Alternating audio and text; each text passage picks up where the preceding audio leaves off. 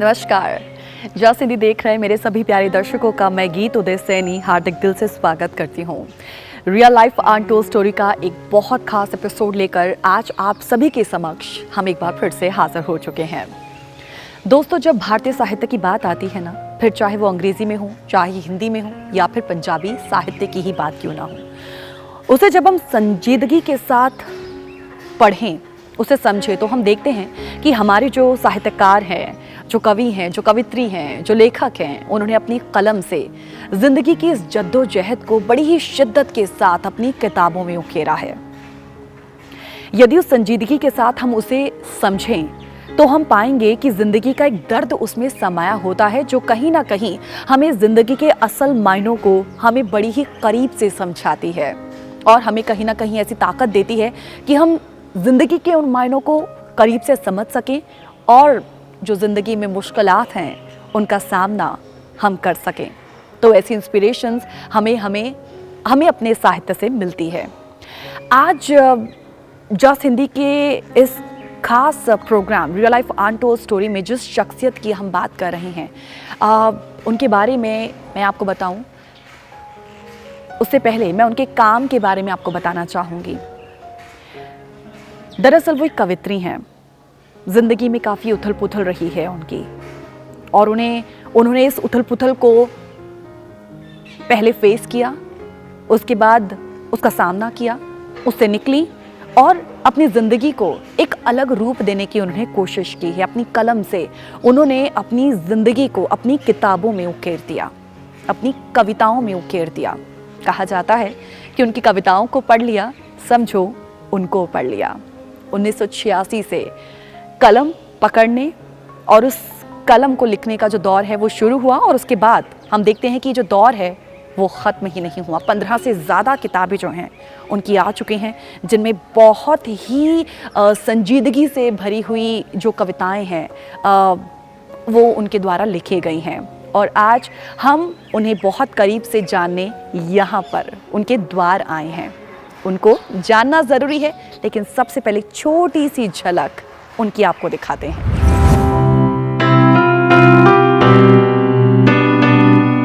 आजाद ख्यालों वाली मल्लिका, जो किसी पहचान की मोहताज नहीं। वे एक स्थापक अध्यापिका रही हैं, एक सशक्त और मजबूत इरादों वाली कवित्री और साहित्यकार, और एक ऐसी आजाद औरत जो अपनी इच्छा अनुसार जिंदगी जीने की हिम्मत रखती हैं। बोलना कम और लिखकर उन एहसासों को पन्नों पर बड़ी ही संजीदगी से उतारने में वे माहिर हैं। जिंदगी के प्रति उनका ये दृष्टिकोण और महिलाओं से एकदम जुदा सोच क्यों है उनकी, इसके पीछे की असल और अनकही दास्तां बेहद दिलचस्प और दर्द भरी रही, लेकिन उन्होंने कभी भी इसे अपनी जिंदगी की राहों में आने ही नहीं दिया और हर बार खुद ही में खुद को साबित करने दिया, और जिंदगी के तमाम पड़ावों को पार करते करते अपनी जिंदगी की इसी कहानी को कविताओं के जरिए उतारना शुरू कर दिया। ये सफर 1986 से शुरू हुआ और फिर अब तक जारी है।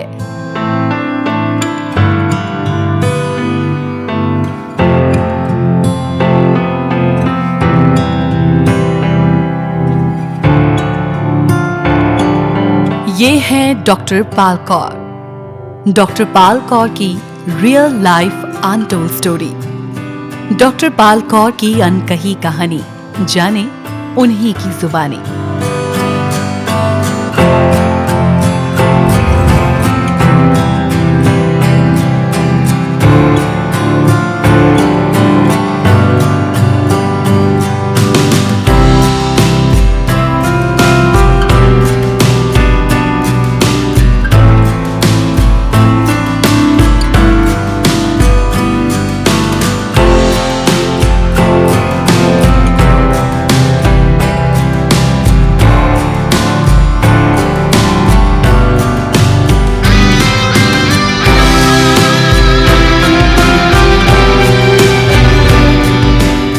डॉक्टर पाल कौर, जिनकी रियल लाइफ अनटोल्ड स्टोरी लेकर आपके समक्ष आज हाजिर हुए हैं। डॉक्टर पाल कौर, जिनकी 1986 में आई खलावासी नाम की किताब, जिनमें कई कविताएं मौजूद, और उनमें एक ऐसी कविता जिसको मैं अभी अभी पढ़ रही थी, नाम पंजाबी में कहें तो खब्बल, हिंदी में कहें तो खरपतवार, और यदि इंग्लिश में आपको उसका अनुवाद मैं करूं खरपतवार का, तो दैट इज वाइल्ड वीड। उस कविता में क्या है मैं आपको थोड़ा पढ़ के बताना चाहूंगी। सुना है जब मैं जन्मी थी तो मुझे देखकर किसी ने मुंह फेर लिया था, किसी ने पीठ कर ली थी, और जैसे कहते हैं ना कि बच्चा 21 दिन में पिता की पगड़ी को पहचान लेता है, मैंने पीठ पहचान ली थी। तभी से पीठों को देखने और सहन करने की जैसे आदत सी हो गई थी। 7 पंक्तियों में मैं कहूं तो उनके पैदा होने से लेकर युवावस्था के जीवन का जो सार है वो मैं भली भांति यहाँ पर समझ सकती हूँ। और मेरे ख्याल से आपने जब इन पंक्तियों को आपने मेरे जरिए सुना है तो आप भी डॉक्टर पाल कौर को उनके पैदा होने से लेकर उनका बचपन, किशोरावस्था से उनके जीवन का सार जो है उसे भली भांति उसे परिचित हो ही गए होंगे। डॉक्टर पाल कौर जी इस वक्त मेरे साथ मौजूद हैं। सत श्री अकाल मैम, नमस्कार। नमस्कार। बहुत बहुत स्वागत है आपका जस हिंदी में। शुक्रिया। हमारे इस बहुत खास प्रोग्राम में रियल लाइफ अनटोल्ड स्टोरी में। कैसे हैं आप? शुक्रिया, मैं ठीक हूँ, बिल्कुल first class. Ma'am, we are completely unaware about the other side of your life, and I would say it's really inspiring me to see your life completely in a different perspective. सभी कहते हैं कि doctor Pal Kaur को जानना है ना आपने, उनकी कविताओं को पढ़ लो, आप समझ जाएंगे डॉक्टर पाल कौर कौन है। लेकिन क्योंकि आज जब मैं आपके साथ यहाँ बैठी हूँ, आप मेरे एकदम करीब हैं, तो मैं कविताओं के माध्यम से तो आपको जानूंगी ही, लेकिन साथ ही साथ मैं डॉक्टर पाल कौर की जुबानी भी उसे और करीब से थोड़ा जानना चाहती हूँ। जैसा मैं कह रही हूँ कि एक डिफरेंट पर्सपेक्टिव आपकी लाइफ का रहा है, and the other side as well, मैं उसको जानना चाहती हूँ। सो बहुत सारे सवाल हैं and the list is endless, but मैं हर बार जब आप अपने किसी साक्षात्कार में, किसी इंटरव्यू में जहाँ से शुरुआत होती है, मैं वहाँ से नहीं करूँगी, क्योंकि जब आप अपनी कविताओं में लड़कियों की बात करते हैं, आप महिलाओं की बात करते हैं, महिलाओं से जुड़ा हुआ जो समाज, हमारा जो एक ऐतिहासिक समाज रहा है, आप उसकी बात करते हैं, तो मैं शुरुआत वहीं से करूँगी। एक महिला होने का मतलब आपके लिए क्या है? ये तो सृष्टि के 2 इंसान हैं जो भगवान ने इस धरती पे पैदा किए, एक आदमी और एक औरत। इससे ज्यादा या कम कुछ होना नहीं चाहिए था। उनको हमने अलग अलग नजर से, समाज ने, धर्मों ने देखना शुरू कर दिया। तो औरत को अलग तरह से देखना शुरू कर दिया जी। अब हम जैसे लोग जो हैं, उनकी लड़ाई यही है कि हमें भी वैसा ही देखो जैसे आदमी को देखते हो। हमारे लिए कानून, हमारे लिए मर्यादाएं अलग अलग नहीं होनी चाहिए। आपकी जो सोच है ये कहाँ से विकसित हुई है? ये बिल्कुल अनकॉन्शियसली मैं कह सकती हूँ कि जैसे मैंने घर परिवार में देखा जी। तो घर परिवार में मान लो मेरी माँ बीमार होती थी, हाँ जी। तो मेरे पिता का क्या एटीट्यूड था। यहाँ मेरे पिता बीमार होते थे तो वो चाहते थे भी सारे उनकी सेवा करें, माँ सब कुछ छोड़ के उनकी सेवा करे जी। लेकिन जब माँ बीमार होती थी तो वो किसी को फिक्र ही नहीं होती थी। अच्छा। वो बेचारी चलते फिरते अपने आप ही, कभी चाय पी ली, कभी कुछ ये कर लिया। तो मेरे फादर का भी एटीट्यूड होता था, चल ठीक है, कोई नहीं, हो जाएगी ठीक। अच्छा। तो ऐसी चीजें हैं। या फिर मैं, जैसे मेरे 2 बड़े भाई थे, तो हम तीनों में से ये जो डिफरेंशिएशन हो जाती थी, तो ये बार बार सुनने को मिलता था कि ये लड़कियां ये नहीं करती, ये काम लड़के करते हैं, लड़कियां नहीं करती, ये लड़कियां करती हैं, लड़के नहीं करते। आप सबसे छोटे थे घर पे? हाँ, मैं छोटी सबसे थी, छोटे थे। आपसे पहले आपकी सिस्टर्स भी? मेरी 5 सिस्टर्स बड़ी, फिर उनके पास बाद 2 भाई हुए। अच्छा। और मैं सबसे छोटी थी। अच्छा, ठीक है। तो वो फिर लेकिन जब मेरा पालन पोषण हुआ तो मेरे भाई थे साथ। अच्छा। उनकी मैरिज, बड़ी सिस्टर्स की मैरिज हो चुकी थी। तो वो हर बात में जो है औरतों के लिए प्रोहिबिशंस जो हैं लड़कियों के लिए, अच्छा, तो वो प्रोहिबिशंस देख देख के मेरे अंदर एक विद्रोह जो है वो पैदा होना शुरू हो मतलब गया। ये आप ही थे या आपकी सिस्टर्स भी ऐसी थी? क्योंकि नहीं, वो नहीं थे। ये जो एक्चुअली हमारे हमसे जो पहली पीढ़ी थी, अच्छा, हम थे या हमसे जो पहली पीढ़ी थी, उसने तो चुपचाप, पहले तो औरतों ने सब कुछ चुपचाप सहन कर लिया। तो आप परीक्षा ले रहे हो तो देती रही बेचारी। अच्छा। सीता ने दी ना। ठीक है, ठीक है। हाँ हाँ हाँ। सीता ने दी, जितनी बार उसकी परीक्षा ली तो उसने दी ना। ऐसे बहुत सारी हमारा इतिहास भरा पड़ा है।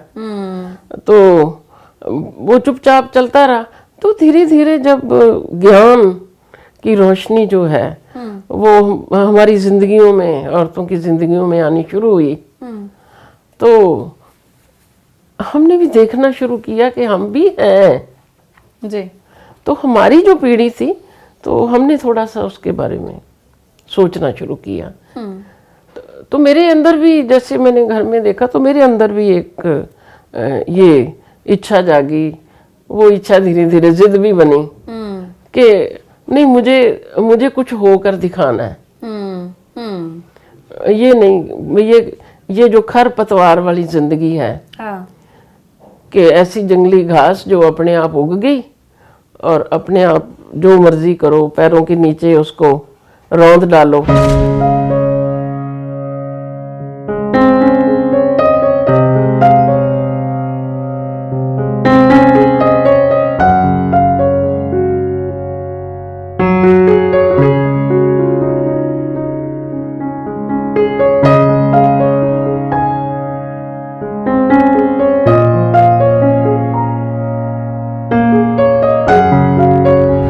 मैं और पॉल, हम इकट्ठे दोनों लेक्चरर्स थे पर डिफरेंट कॉलेजेस में थे। इंटर कॉलेज एक्टिविटीज़ में हम दोनों मिलते थे आपस में, पर हाय हेलो तक ही हमारी दोस्ती थी। फिर हमारी मेरे ख्याल से 2006 में हमारी इकट्ठी ड्यूटी लग गई।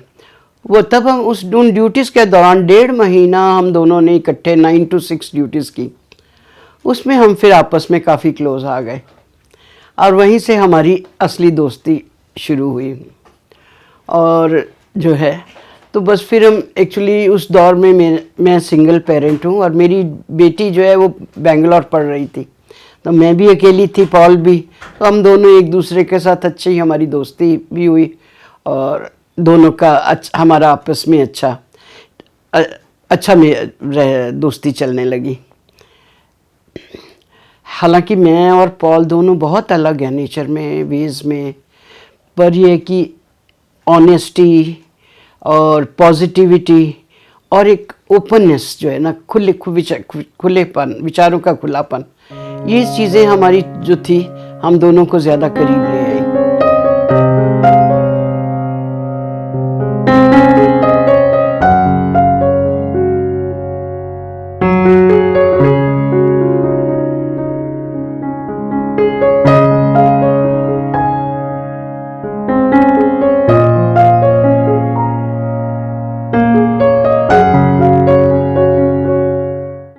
डॉक्टर पाल कौर, या फिर ये कहना सही होगा कि ना से जिंदगी शुरू हुई, लेकिन उस ना को आपने अपनी हाँ में कैसे बदलना है, डॉक्टर पाल कौर वही हैं। सो ये आपकी पहली किताब खलावासी थी जो 1986 में आई, है ना? ये है वो, उसकी आपने शेयर कर दी कुछ लाइंस। जी जी जी। ये है यात्रा तक। अच्छा अच्छा। मां ने आख्या सी कि कुड़ियां ਲਈ नहीं चंगा हुंदा बहुता तुरना। ਮਾਂ ਨੇ ਆਖਿਆ ਸੀ ਕਿ ਕੁੜੀਆਂ ਲਈ ਨਹੀਂ ਚੰਗਾ ਹੁੰਦਾ ਬਹੁਤਾ ਤੁਰਨਾ, ਕੁੜੀਆਂ ਦੇ ਪੈਰਾਂ 'ਚ ਸਫ਼ਰ ਤਾਂ ਬਹੁਤ ਹੁੰਦੇ ਨੇ ਪਰ ਉਹਨਾਂ ਨੇ ਕਿਤੇ ਪਹੁੰਚਣਾ ਨਹੀਂ ਹੁੰਦਾ। ਕਿ ਕੁੜੀਆਂ ਦੇ ਪੈਰਾਂ 'ਚ ਸਫ਼ਰ ਤਾਂ ਬਹੁਤ ਹੁੰਦੇ ਨੇ ਪਰ ਉਹਨਾਂ ਨੇ ਕਿਤੇ ਪਹੁੰਚਣਾ ਨਹੀਂ ਹੁੰਦਾ। ਉਦੋਂ ਮੈਨੂੰ ਮਾਂ ਦੀ ਗੱਲ ਸਮਝ ਨਹੀਂ ਸੀ ਆਈ ਤੇ ਮੈਂ ਤੁਰਦੀ ਰਹੀ। ਤੁਰਦੀ ਕੀ ਇੱਕ ਕਦਮ ਅਗਾਂਹ ਰੱਖਦੀ ਤਾਂ ਕੁਝ ਅਜਿਹਾ ਵਾਪਰ ਜਾਂਦਾ ਕਿ ਤਿਲਕ ਕੇ 2 ਕਦਮ ਪਿਛਾਂ ਚਲੀ ਜਾਂਦੀ। ਇੱਕ ਦਿਨ ਮੈਂ ਸੁਚੇਤ ਹੋਈ ਕਿ ਮੈਂ ਤੁਰ ਨਹੀਂ ਰਹੀ, ਮੈਂ ਤਾਂ ਕਰ ਰਹੀ ਹਾਂ ਆਪਣੇ ਧੁਰੇ ਦੀ ਹੀ ਪਰਿਕਰਮਾ। ਕਿ ਇੱਕ ਦਿਨ ਮੈਂ ਸੁਚੇਤ ਹੋਈ ਕਿ ਮੈਂ ਤੁਰ ਨਹੀਂ ਰਹੀ, ਮੈਂ ਤਾਂ ਕਰ ਰਹੀ ਹਾਂ ਆਪਣੇ ਧੁਰੇ ਦੀ ਹੀ ਪਰਿਕਰਮਾ। ਤਾਂ ਦੋਸਤ ਨੇ ਕਿਹਾ ਪਰਿਕਰਮਾ ਤਾਂ ਸਾਧਨਾ ਹੈ, ਪਰਿਕਰਮਾ ਨਾਲ ਤਾਂ ਮਿਲਦਾ ਹੈ ਰੱਬ। ਤੇ ਹੁਣ ਪਰਿਕਰਮਾ ਕਰਦਿਆਂ ਕਰਦਿਆਂ ਮੇਰੇ ਪੈਰ ਵੀ ਨਾ ਕਰ ਗਏ ਨੇ, ਪਰ ਕਿਤੇ ਨਹੀਂ ਹੈ ਅਜਿਹਾ ਕੋਈ ਰੱਬ ਜੋ ਇਸ ਪਰਿਕਰਮਾ ਦੀ ਵੱਥ ਬਣ ਜਾਏ। ਪਰ ਇੰਨੀ ਜ਼ਰੂਰ ਸਮਝ ਆਈ ਏ ਕਿ ਧੁਰੇ ਦੁਆਲੇ ਨਿਰੰਤਰ ਘੁੰਮਦੇ ਜਾਣਾ ਹੋ ਤਾਂ ਸਕਦੀ ਏ ਕੁਝ ਚਿਰ ਦੀ ਖੇਡ, ਪਰ ਇਹਦੀ ਨਾ ਤਾਂ ਕੋਈ ਉਮਰ ਹੁੰਦੀ ਏ ਤੇ ਨਾ ਪਹੁੰਚ ਬਿੰਦੂ ਤੇ ਨਾ ਹੀ ਕੋਈ ਸਾਰ ਤੱਤ। ਪਰ ਧੁਰੇ ਤੋਂ ਵੱਖ ਹੋ ਕੇ ਵੀ ਜ਼ਿੰਦਗੀ ਦੀ ਹੋਂਦ ਨਹੀਂ ਰਹਿੰਦੀ। ਇਸ ਲਈ ਮੈਂ ਹੁਣ ਜ਼ਮੀਨ ਤੇ ਟਿਕਣਾ ਹੈ ਤੇ ਆਪਣੇ ਧੁਰੇ ਦੁਆਲੇ ਘੁੰਮਦਿਆਂ ਇਸ ਬਿੰਦੂ ਤੋਂ ਉਸ ਬਿੰਦੂ ਤੱਕ ਤੇ ਫਿਰ ਅਗਲੇ ਬਿੰਦੂ ਤੱਕ ਜਾਣਾ। ਕਿ ਹੁਣ ਮੈਂ ਜ਼ਮੀਨ ਤੇ ਟਿਕਣਾ ਹੈ ਤੇ ਆਪਣੇ ਧੁਰੇ ਦੁਆਲੇ ਘੁੰਮਦਿਆਂ इस बिंदु तो उस बिंदु तक ते अगले बिंदु तक ही आना। ये जो बिंदु थे आपकी जिंदगी, आपकी यात्रा, और कह सकते हैं कि जिंदगी के अलग अलग पड़ाव। हाँ, इन बिंदुओं। औरत की यही है ना भाई, औरत को यही कहा जाता था ना भाई, आपने बस यही है आपका घर ही घर है, इस घर से निकलना तो दूसरे में चले जाना, बस वहीं घूमते रहना। उसको यात्रा तो दी नहीं जाती। पॉल की कविता पढ़ी मैं पॉल की कविता से एक्चुअली बहुत प्रभावित हुई। मेरी दोस्ती पॉल से ज़्यादा जो शुरू हुई मेनली वो पॉल की कविताएं पढ़ के, पॉल की कविताएं सुन के ज़्यादा हुई। और बस फिर हम वो 2006 से हम ऐसे इकट्ठे रहने शुरू हुए। मेरी हालांकि और भी फ्रेंड्स थी, मैं उनके पास भी जाती थी, वो भी बड़ी कोई दिक्कत नहीं थी मुझे, पर ये वो उन सब की अपनी फैमिली थी। हम दोनों क्योंकि अकेले थे, हम दोनों को एक दूसरे की ज़रूरत थी, तो हम दोनों एक दूसरे के ज़्यादा क्लोज़ होते चले गए। और ऐसे ही था तब हम शहर में रहते थे, पाल का घर और मेरा घर थोड़ा डिस्टेंस पे था, पर यही होता था कि हम इकट्ठे बैठे हैं, कहीं भी बैठे हैं, खा रहे हैं, पी रहे हैं, वहीं सो रहे हैं, कुछ कर रहे हैं। सो फिर जब हम रिटायर हुए तो हमने डिसाइड किया कि नहीं, अब हम साथ साथ कहीं रहते हैं, नज़दीक रहते हैं कहीं, क्योंकि कई बार प्रॉब्लम आ जाती थी। रात को तबीयत ख़राब हो गई तो आप आधी रात को उठ के आना मुश्किल हो जाता है। तो फिर हमने ये सोचा कि अब ओल्ड एज भी आ रही है, तो अब हम रिटायरमेंट के बाद यहाँ रहेंगे, इकट्ठे लाइफ जिएंगे और एक दूसरे की सपोर्ट बन के।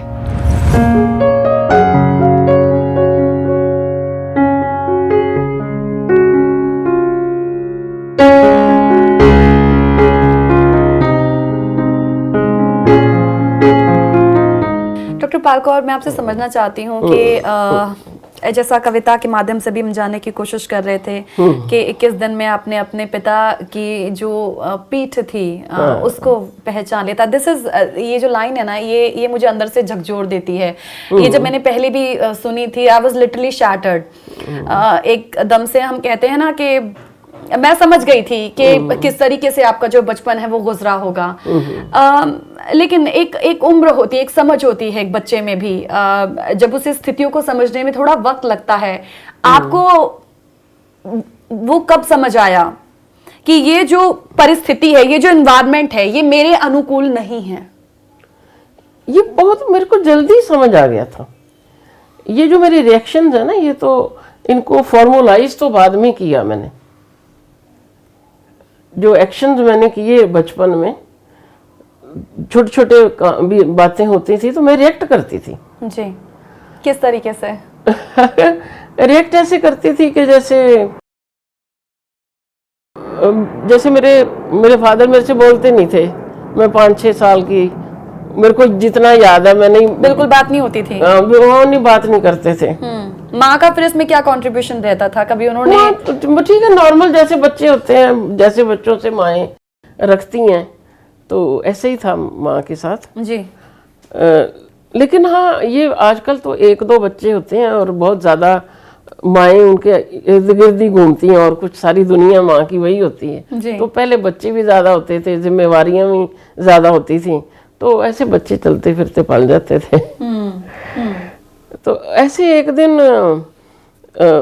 मेरी जो बड़ी सिस्टर थी, उसने मेरे ना बाल बना के वो बीच में मेढ़ियाँ सी कर देते हैं। अच्छा। तो उसको कहते थे भी फूल जड़ियाँ डाल दी। अच्छा। तो ऐसे मेरे बाल बनाए और उसमें वो छोटी छोटी चोटियाँ करके, अच्छा, तो बड़ी मिडियाँ करके। सुंदर हाँ मिडियाँ हाँ, करके ठीक वो है। बना दी। हाँ हाँ तो मैं कहते ये देखो फूल जड़ियाँ, अच्छा। फूल जड़ियाँ बना दी। हाँ हाँ हाँ। तो मेरे फादर दूर कहीं बैठे थे, तो ऐसे ही मैं, मतलब जानबूझ के नहीं, अच्छा। मैं ऐसे ही गई और उनको कहा कि बापू जी देखो मेरी फूल जड़ियाँ। अच्छा। और उनको इतना गुस्सा आया, क्योंकि बोलते नहीं थे वो, इतना गुस्सा आया, कहते जा माचिस डब्बी लिया साड़ दें। और मैं वैसे ही गई रसोई में और जाके मैंने माचिस उठाई और जाके उनके हाथ में दे दी। वो नेचुरली उनको और गुस्सा आना था, उन्होंने जा दफा हो जा कहा, लेकिन वो ये अनकॉन्शियसली एक action ऐसे विद्रोह थे मेरे, जो अपने आप निकलते थे। जो अपने आप निकलते थे। उस समय क्या उम्र रही होगी आपकी? बस 5-6 साल, ओह। और थोड़ी और बड़ी हुई। डॉक्टर पाल कौर, ये सिर्फ आपके साथ था या फिर ये आपकी जो बाकी सिस्टर्स थी उनके साथ भी इस तरह की डिस्पैरिटीज? गीत, ये हमारी जो पीढ़ी थी ना, ये सबके साथ ही था। मेरे ख्याल से 90% लोगों के, लड़कियों के साथ, परिवार में सिर्फ आपके साथ? हाँ, ऐसे ही परिवारों में ऐसे ही बिहेवियर लड़कियों के साथ। ये बातें जो मैं कर रही हूँ ना, ये मेरी 66 साल उम्र है, तो 60 साल पहले की बातें कर रही हूँ मैं। आधी सदी से ज्यादा हो गई है। सदी से तो ज्यादा। उस वक्त लड़कियों के साथ ऐसे ही होता था ज्यादातर। लेकिन धीरे धीरे फिर पहले हम लोग सुचेत हुए हम। परिक्रमा आप लोग करते रहे, मैं कहूँगी। हाँ। और फिर एक बिंदु से दूसरे बिंदु तक पहुंचने की ये जो कहानी डॉक्टर पाल कौर की है, मैं इसे और थोड़ा तफसील से जानना जरूर आपसे चाहूंगी। Welcome back after the break. आप देख रहे हैं जॉस हिंदी का ये बेहद खास program real life untold story with me. मैं हूं आपके साथ गीत, और बेहद खास शख्सियत डॉक्टर पाल कौर जी इस वक्त हमारे साथ मौजूद हैं। डॉक्टर पाल कौर जी, एक बार फिर से आपका बहुत बहुत स्वागत है प्रोग्राम में। आप एक ऐसी शख्सियत डॉक्टर साहिबा रही हैं कि जो ना कहने के बाद बनी हैं, कि जब मनाही हुई है तब आपने उसे पूरा किया है। और जब बात कविताओं की आ जाती है तो कविताएं, मैं कह सकती हूँ कि वो आपका एक वजूद हैं, आपका एक हथियार रही हैं। और आज उसी के माध्यम से ही हम आपको जानने की कोशिश करें। बात हमारी जो है वो शुरू हुई थी यात्रा से, उस यात्रा को आज हम एंड तक ऐसे ही लेके जाएंगे और उसी के माध्यम से आपके जीवन को हम समझने की कोशिश करेंगे। So what we understanding till now के वो बचपन, आपके पैदा होने से लेकर बचपन जो आपका एक गुजरा है, वो भेदभाव वाली जो स्थितियां रही हैं, हालांकि एक मैं कह सकती हूँ कि रिबेलियस नेचर आपका उसी वक्त था कि ये ऐसा है तो ऐसा क्यों है, मतलब हर सवाल का जो जवाब है आप में जानने की एक जिज्ञासा रहती थी। सो पर घर का जैसा माहौल था वहां पर, तो फिर ये आपका ये हर तरीके का कदम उठाना या कुछ कहना, उसके पीछे तो फिर बवाल हो जाता होगा, ऐसा था? नहीं ऐसा बड़ा मेरा साइलेंट भी होता था। अच्छा। मेरा जो विद्रोह साइलेंट भी होता था और कई बार हंस लेते थे। अच्छा। कई बार हंस लेते थे। अच्छा, ओके। तो मैंने जैसे पहले अपनी माँ को देखा, फिर मैंने अपनी भाभी को देखा। अच्छा। कि वो कैसे रह रही हैं, उनके साथ कैसे ये सोसाइटी के नॉर्म्स कैसे चल रहे हैं। अच्छा। अब मेरी माँ बिल्कुल अनपढ़ थी, मेरी भाभी पढ़ी लिखी थी, वो टीचर थी स्कूल में, लेकिन वो भी मेरी माँ की कहानी दोहरा रही थी।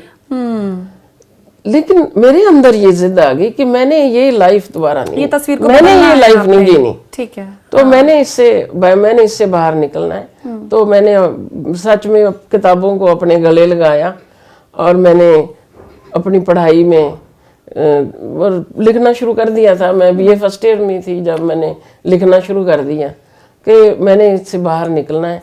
तो मेरे को यही समझ आता था कि एक ही चीज़ है जो मुझे इस घर से बाहर लेके जाएगी और मैं अपने पैरों पे चलूंगी, तो वो थी नौकरी। तो मेरे को कहीं छोटी मोटी नौकरी मिल जाए।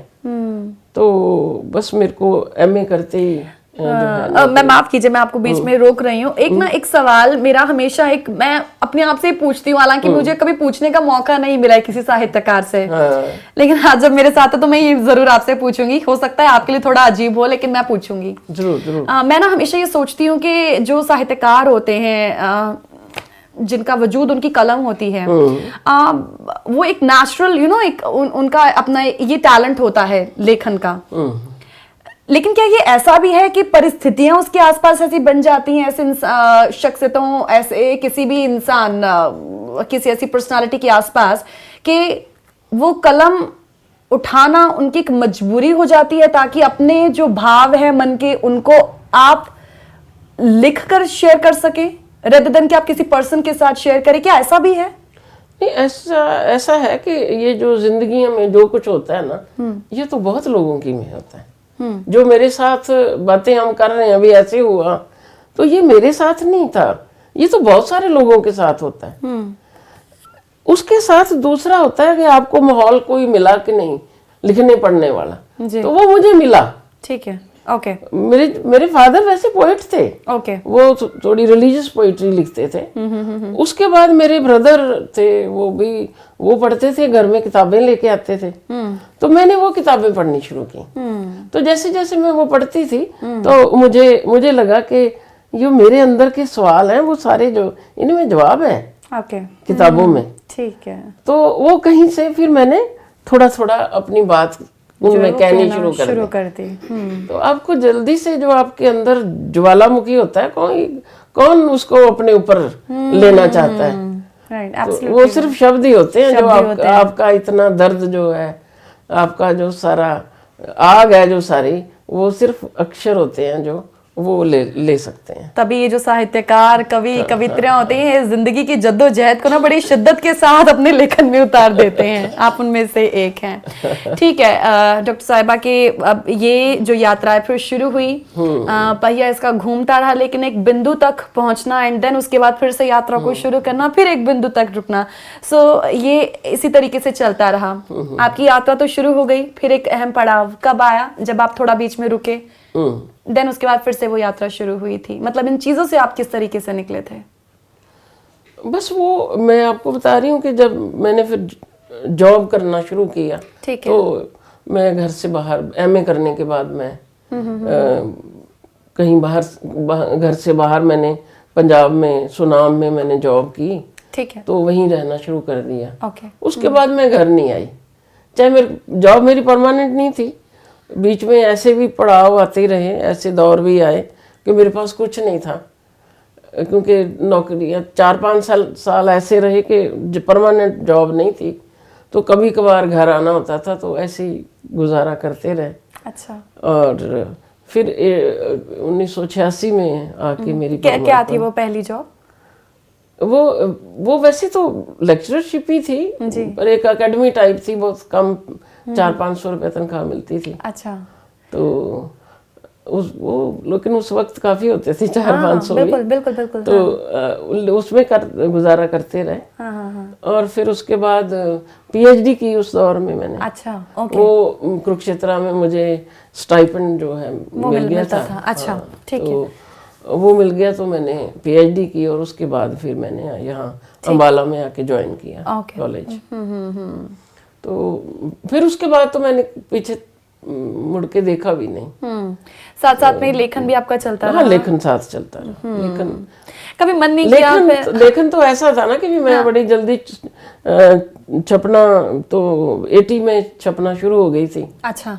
तो 1980 में, और उसके बाद तो मैं किसी इंटरव्यू में भी जाती थी, तो सबको मेरा पता होता था। अच्छा। तो कई बार तो कहते थे भी हमने सवाल क्या पूछने इंटरव्यू में, आप अपनी कविता ही सुना दो। हाँ हाँ बिल्कुल, बड़ी स्वाभाविक सी चीज मेरी है ये पीएचडी की इंटरव्यू ऐसी हुई थी। अच्छा। इंटरव्यू नहीं, जो एक वाइवा होता है। हाँ हाँ हाँ। तो उसमें जो मेरे आए एग्जामिनर, जी जी जी जी जी। तो वाइवा में वो कहते हैं मैंने आपका थीसिस सारा पढ़ लिया, बहुत बढ़िया है, तो मैंने कोई सवाल नहीं पूछना, आप अपनी अच्छी सी दो कविताएं सुनाओ। अच्छा, ठीक है ठीक है ठीक है। अरे वाह,